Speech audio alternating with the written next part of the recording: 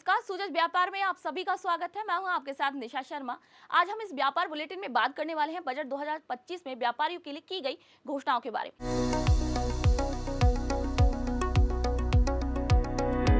चलिए शुरू करते हैं। राजस्थान की वित्त मंत्री दिया कुमारी ने बजट 2025 पेश किया था, जिसमें राज्य के व्यापारिक और औद्योगिक क्षेत्र को बढ़ावा देने के लिए कई महत्वपूर्ण घोषणाएं की गई थी। ये बजट न सिर्फ राज्य की जनता के लिए था, बल्कि व्यापारियों और निवेशकों के लिए भी ये ढेर सारे अवसर लेकर आया है। आइए जानते हैं कि क्या कुछ इस बजट में व्यापारियों के लिए विशेष घोषणाएं की गई, जो आपके व्यवसाय को न केवल बढ़ावा देने वाली हैं, बल्कि आपके भविष्य में भी नई दिशा भी दिखाएंगे। पहली, आधारभूत संरचना में निवेश। बजट में सरकार ने राज्य की आधारभूत संरचना को मजबूत बनाने के लिए बड़े पैमाने पर निवेश करने का ऐलान किया। इस निवेश से न केवल जनता को फायदा होगा, बल्कि व्यापारिक गतिविधियों में भी काफी बढ़ोतरी होने वाली है। प्रमुख परियोजनाओं में 425 करोड़ रुपए की लागत से 20 लाख घरों में पेयजल कनेक्शन प्रदान किया जाएगा, जो व्यापारिक स्थल पर जल आपूर्ति की सुविधा सुनिश्चित भी करने वाला है। वहीं नए जिले और विकास के अवसर भी इस योजना के तहत बजट के तहत दिए गए, जहां राज्य सरकार ने राजस्थान के 8 नए जिलों के विकास के लिए 1000 करोड़ रुपए का फंड आवंटित किया।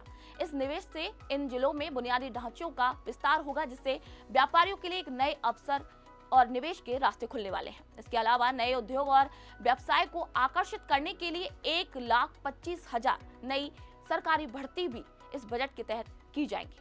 नगरीय विकास और ट्रांसपोर्ट हब। नगरीय विकास की दिशा में भी कई महत्वपूर्ण घोषणाएं की गई हैं, जैसे जैसलमेर के पूनम सिंह स्टेडियम में भूमिगत पार्किंग और किला पार्किंग तक हेरिटेज वॉकवे के सौंदर्यीकरण के लिए 70 करोड़ रुपए खर्च होंगे। इससे पर्यटन क्षेत्र में न केवल रोजगार के अवसर बढ़ेंगे, बल्कि व्यापारिक गतिविधियों को भी काफी बढ़ावा मिलेगा। इसके अलावा जोधपुर में विवेक विहार पाली रोड पर ट्रांसपोर्ट हब का निर्माण होगा, जिस पर 50 करोड़ रुपए खर्च होंगे, जो व्यावसायिक आवागमन के लिए एक मजबूत आधार बनेगा। आवासीय योजनाओं का विस्तार।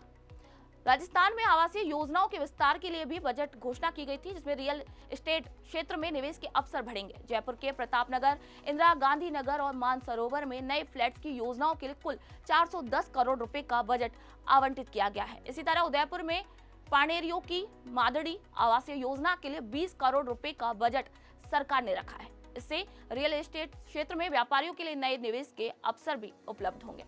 पार्क और पर्यटन क्षेत्र में विकास। राजस्थान सरकार ने पार्क और पर्यटन स्थलों के विकास के लिए भी महत्वपूर्ण बजट आवंटित किया है।